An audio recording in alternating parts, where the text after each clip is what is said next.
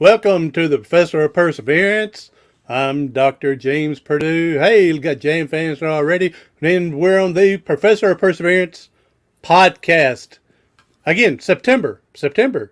It said it's Spinal Cord Injury Awareness Month. So I'm trying to get in as much spinal cord injury people to get their information and give us some spill to fire us up, motivate us, let people know that even though you sustained a spinal cord injury, you're not out, you're still in the game. I like to refer to stuff in the game because being an athlete. Hey, today we got Jesi Stracham. Remember last time I messed all that up. I remember this time Stracham. So, Thank you so much for having me. I'm so pumped to be here. oh no, thank you again. This is you're one of them what's called as oh shoot, I forgot one of them favorites that people want you to come back. Here's Jan. She said she may have to leave. She went for a call from a doctor, but Jan's in right now. Nancy, hey, thank you for coming in. John Bentley, thank you for coming in. So hope we enjoy our time together. Jesi, did you know that Hello. this is Spinal Cord Awareness Injury Month? It is, and I'm actually on Instagram every single week this month. I've teamed up with Kenda Tires, and we're giving away a set of wheelchair tires. And then on Wheel with Me Foundation's Instagram, we're also giving away some merchandise. So definitely check out those two giveaways and enter to win. It's some good And how do we stuff. find that? How do we find those under your name? Yeah, you find them both on Instagram. So you go to Instagram, look up Jesi Stracham, go to Instagram, look up Wheel with Me, and it will take you to both of them. And there's a post about it. So you have to kind of find the post that says giveaway, but definitely enter. It's a good cause and it That's right. helps. Hey, my dad told me a long time ago, you never turn anything down. The only thing you turn down is your shirt collar, and sometimes you don't turn that down. Now that's back in the '70s when they used to pop the collar and think they were cool, but that's back in the day of that. So, John Bentley, you remember that back in the day. Back in you're a little older than me. You remember back in the '70s popping them collars, and Jan, you would remember that as well. So, not disclosing age limits or anything like that. So, all right, Jesi, and I've said I'd quit doing this, but I hadn't quit doing it yet. I still think it ought to be September is Spinal Cord Prevent Injury Awareness Month. Prevent, not just injury. We can still tell our stories, and that would give some people ideas on maybe what not to do. Uh, What if we called it Spinal Cord Injury Prevention Month? it's something, but I'm just glad that it's getting some attention out there. So, and I'm like this other guy who said it was the Angry Quad, Sean. He says, like Christopher Reeves when he got hurt, more attention was brought in because him being a celebrity. And I said this years ago as well. If more celebrities were to get injured like this, I bet you there would be a cure quicker. So Or if more people with injuries became celebrities. exactly, yes, exactly. It ticked me off 2 or 3 times that you had these actors portraying someone disabled, but they're not disabled. That's that's 100% the main reason that I began acting, because they say that only 3% of people that are on the screen in commercial, television, movie um, are actually people with disabilities. Most of the time, they're portraying an individual with a disability, and you can't blame the actor. You can't blame the casting agencies. You can to an extent because they're ignorant as to what a disability entails, and it's in reality, a lot of the pools, there's just not a lot of disabled talent to choose from. Good disabled talent. If you don't fit the role, you don't fit the role. And it doesn't matter if you have a disability or not, because somebody can play that role better. You have to actually be a good actor on top of being a disabled person. You can't just be a disabled person and expect things to be handed to you. Why not? I'm Yeah, kidding. right? I'm kidding you. Why not? So, hey, we got Terry Tuck coming in. Terry, she and I went to high school together. Hey, thank you for coming in, Terry. So, um, what was that movie just a couple of years ago? A guy played totally paralyzed and had uh, that actor. I can't think of his name either. But I'm thinking. I mean, he did a good job.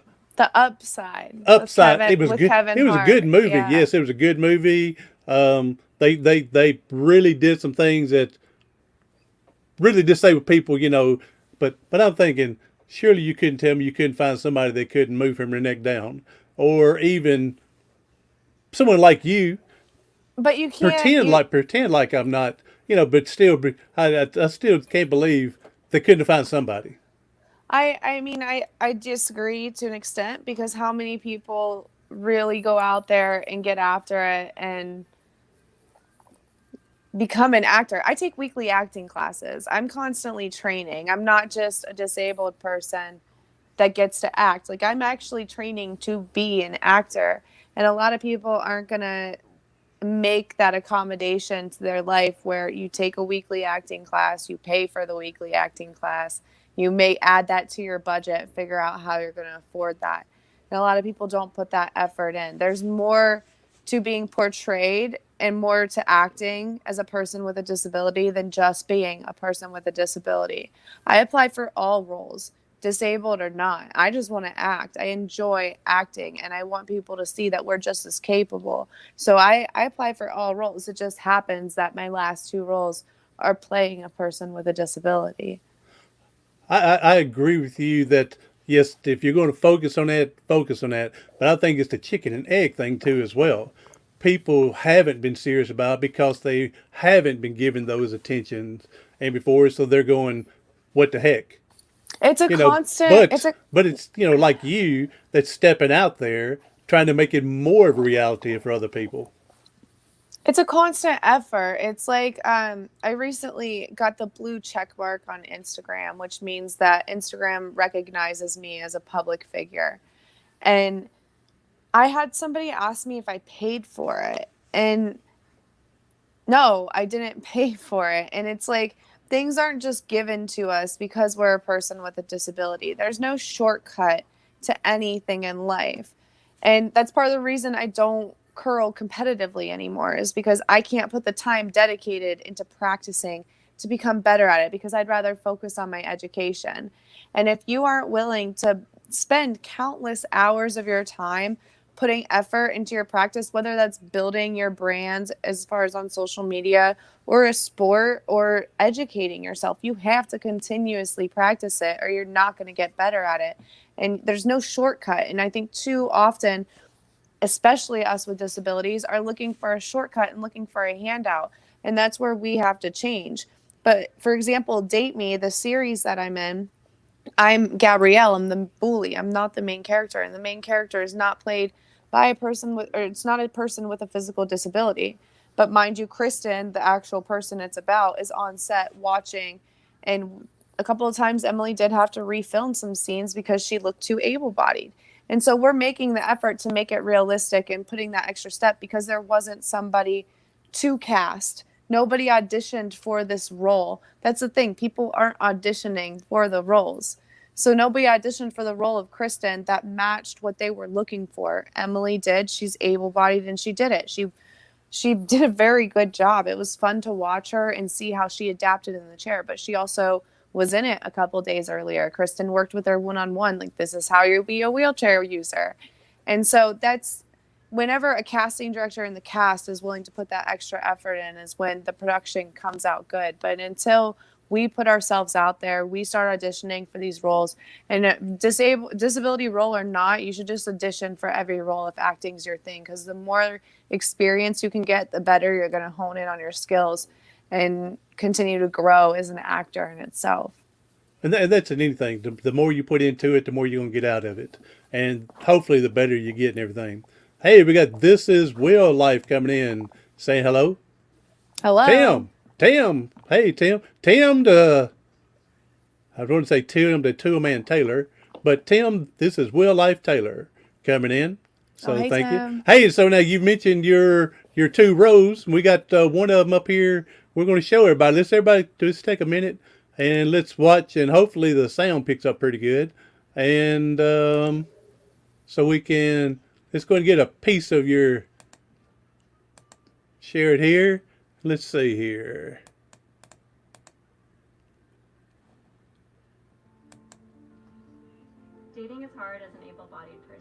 Throw in the variable of a wheelchair, and it goes from hard to almost not worth it. But I'm a normal girl. I just happen to be sitting down. For better or worse, the wheelchair sets me apart.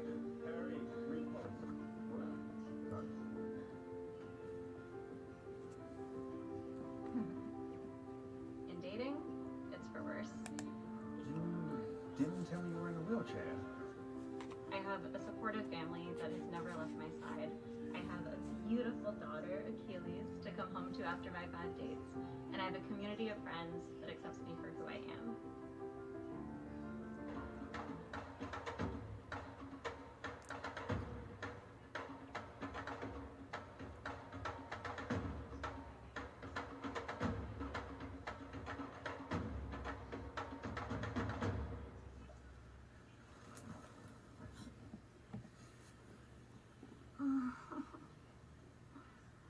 Poop. All right, there you go. I hope the volume went out. I didn't hear it too much. Hope it went out. So there's Jesse bullying that little poor little girl in the wheelchair.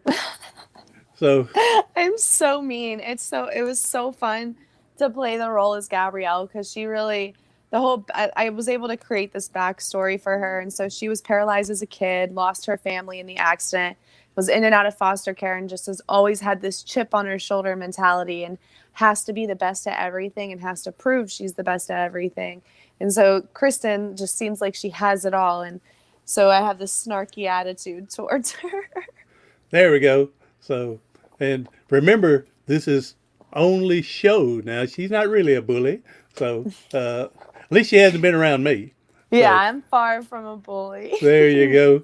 All right, now just let's back up here for the new people we got in today. Go ahead and tell us your story, how you become spinal cord Oh, injured. so my spinal cord injury was caused by a motorcycle accident. A woman made a U-turn into the bike I was a passenger on, and the driver of the bike didn't stop in time. So he went through her SUV and broke his lower leg. I went over her SUV, broke my back in two places. My ribs punctured my lungs, nicking my spinal cord.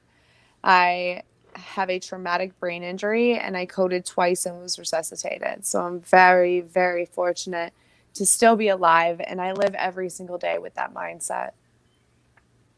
As well as you should. So, especially coding twice Yeah. from there. Once is enough, but twice. Yes, very blessed to be around. And the old saying with the Bible is there's a purpose, God has a purpose, and the thing is to find out what that purpose is and go from Well, there. And I believe you're living your life the way you think it should be. absolutely. I was saved the day before my accident. I'd went to a friend's funeral, and while the pastor was speaking, I just felt so calm and that everything was going to be okay. And the next day I got into this accident, and I had saw my grandmother, and she said, "Jesse May, it's not your time, and I can't stay with you and you can't stay with me. You have people to get back to and things to do." And just I've held on to that because my grandmother had passed when I was a young kid, and so I'm like, wow, I knew that I was like, I saw my grandmother, like I had to have died, right? And so I feel very, very fortunate to have another day, and I feel there's just such a bigger purpose in life, and I feel very fortunate to get to serve that. You're awesome.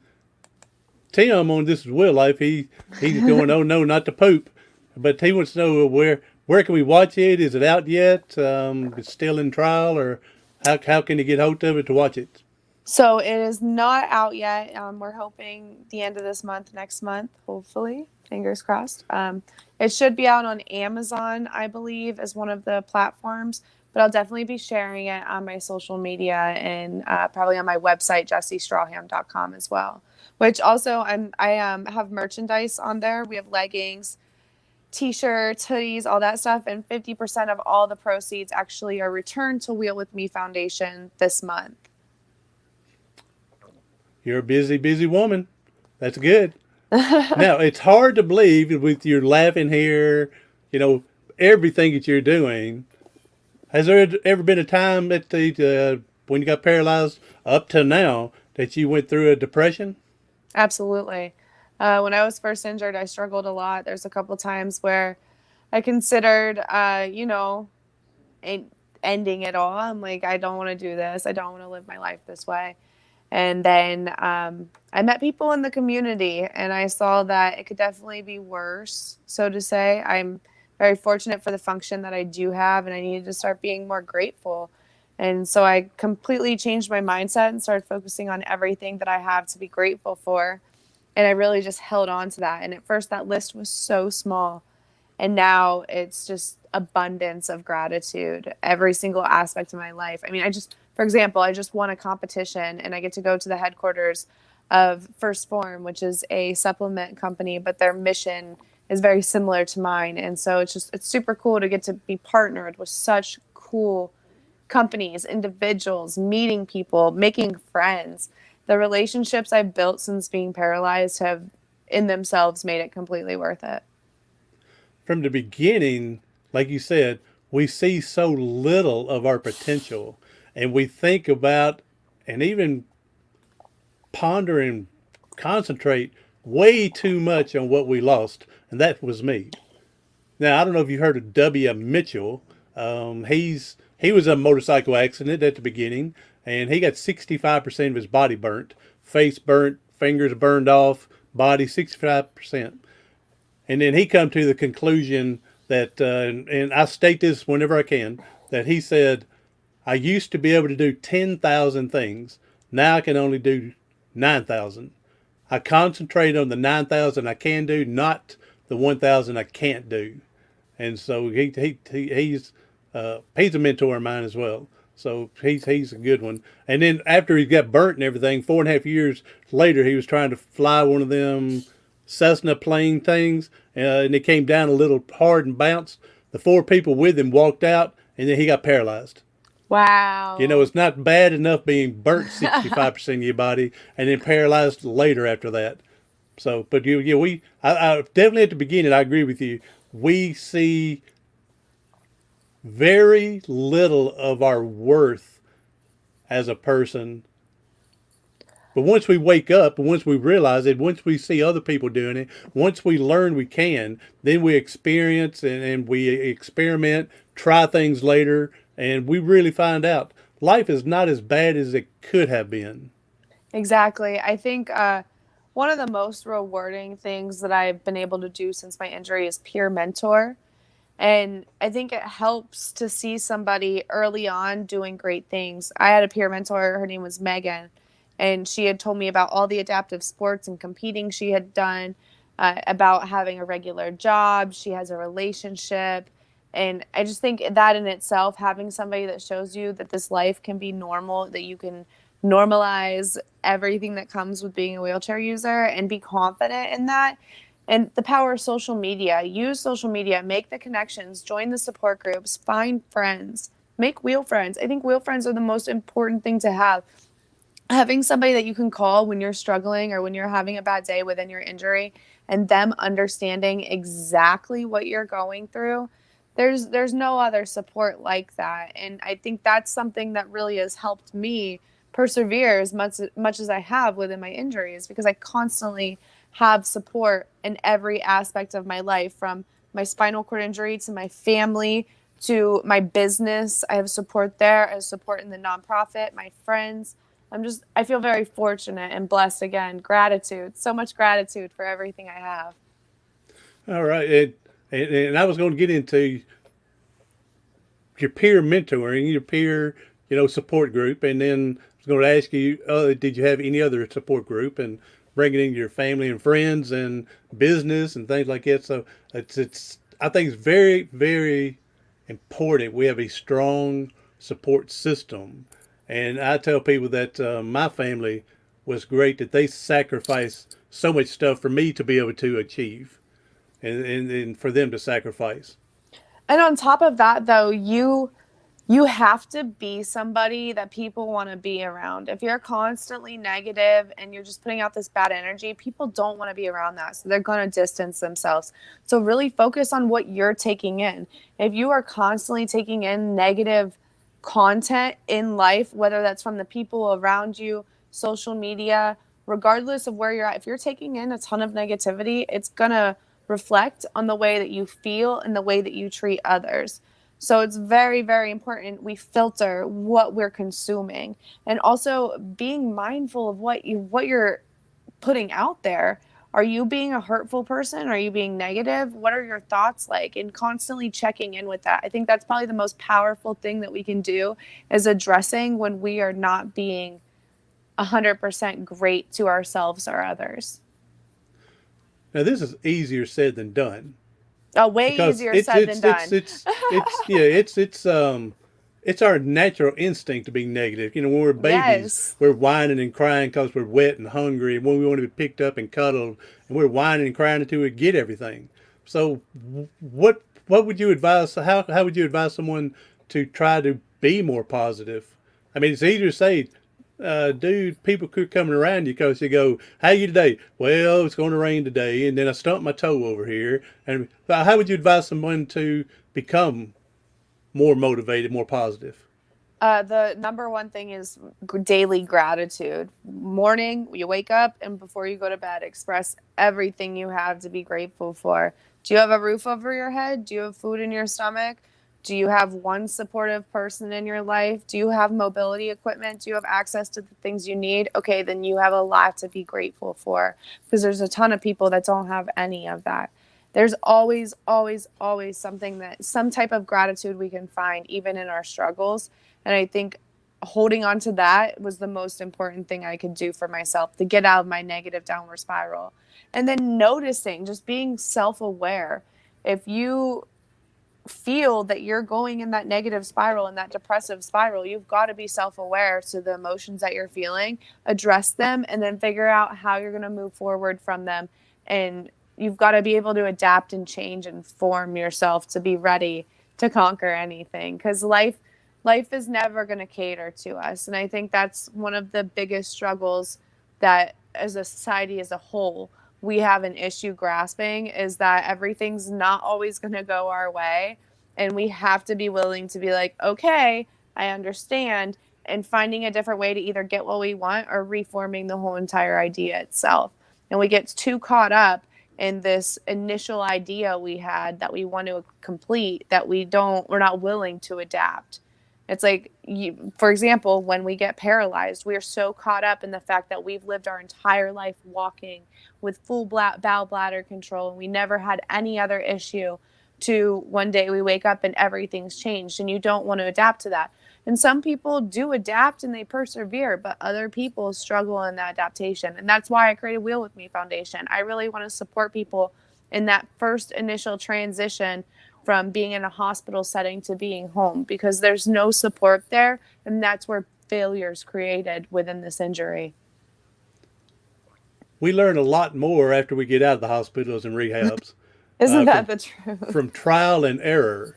There's things they don't tell you, and I'm not sure they don't tell you on purpose to scare you or what. But there's a lot of things you learn once you get out of rehab and hospital. And again, depending on your mindset, is going to determine how fast you want to learn it. If you want to learn it, if you don't, things like that. And again, your support system as well. It is going to depend. I was in a depression for like 5 years before I finally woke up.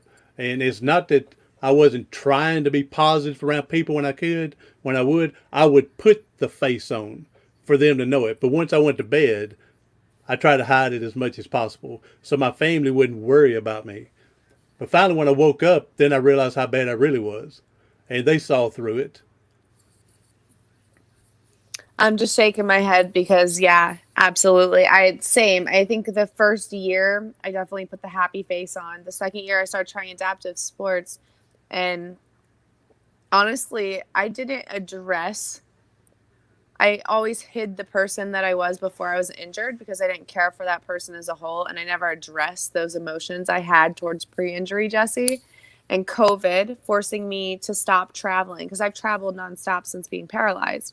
And so COVID forcing me to stop and actually sit with myself and really, really, really deep dive into my emotions, how I feel about certain actions I've made and choices I've made, and who I am as a person, and what I do like and what I don't like. And there was probably a 3-week period. I'd lost my cousin. My cousin had passed away. And so it was like a 3-week period where I was just hit with all this negativity. And then I was dealing with the negativity of myself.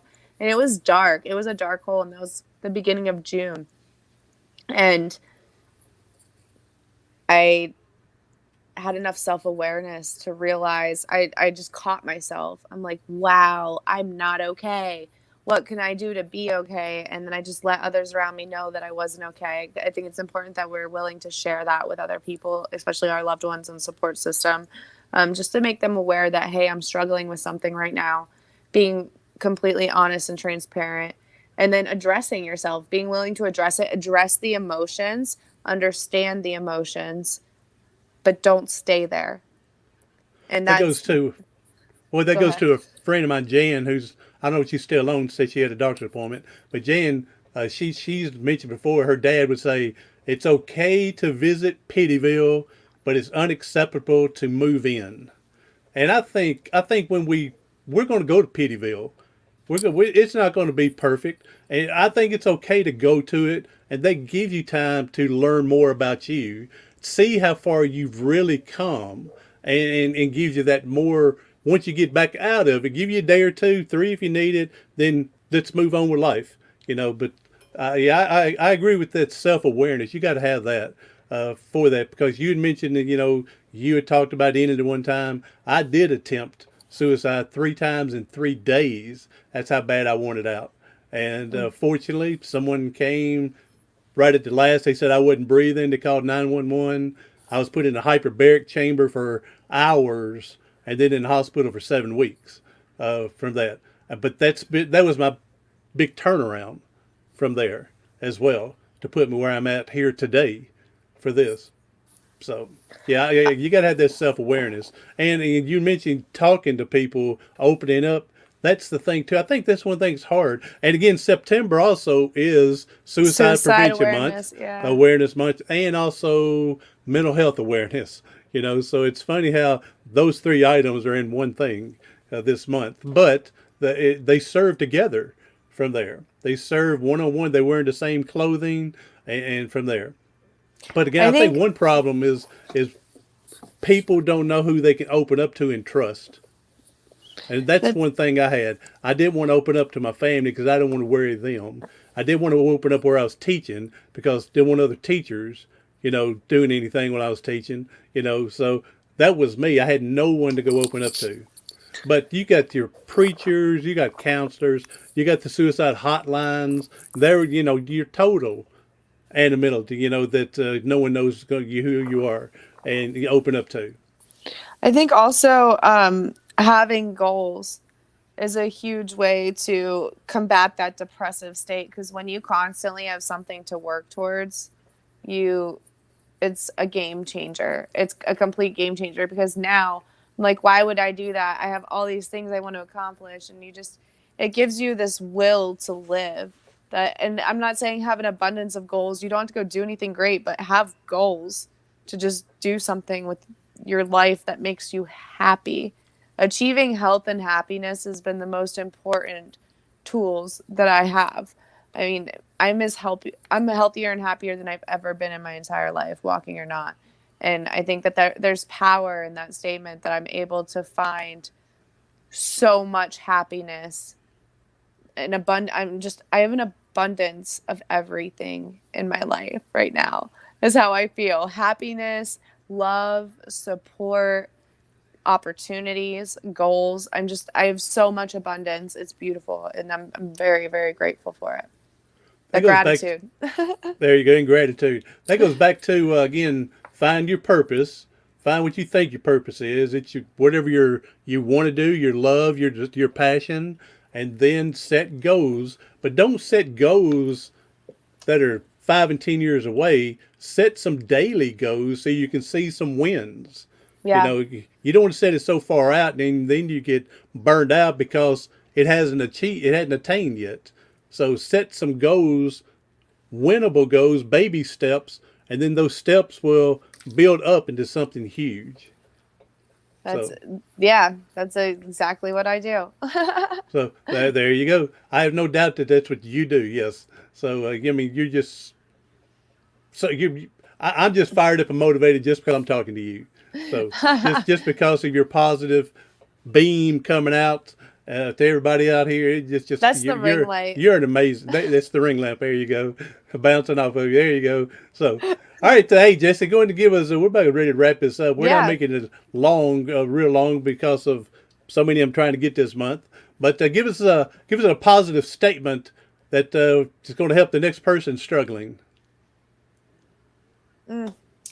I think my favorite is it's my best friend Jamie tells me all the time. It's not a bad life, it's just a bad day. You're allowed to have this moment, but you can't stay here. Pick up and let's go. Yeah, that's what I like. It good and short, and moving on. Something to ease up with. So tell us again how to find you with your Instagram, so people may want to participate in the winnings. I'm going to go sign up so I can try to win something. So Instagram, and again your YouTube. Tell us about your merchants. Yeah. Tell us everything again one more time. So you can find me at JesiStracham on all platforms. That's Instagram, YouTube, TikTok, Facebook, Twitter. And also my website is www.jesistracham.com, and the store is on there. You can learn more about Wheel With Me Foundation at wheelwithmefoundation.org or at Wheel With Me on all social platforms as well. You're amazing, Jesse. I appreciate you taking the time out to be with us and giving us a good, fire up, motivational day. So I really appreciate it. Everybody else, jump in to go find Jesi Stracham on the social media somewhere. And again, reach out on Instagram. She's giving things away. Yay, I'm a lover of winners and giving. So, Jesse, thank you again. Everybody else for popping in. Appreciate you. A couple of first timers. Thank you, Terry, for coming in. Appreciate that. I'm Dr. James Perdue, to press our perseverance here on the podcast. Do something today, tomorrow, something next week that's going to help you persevere past your paralysis.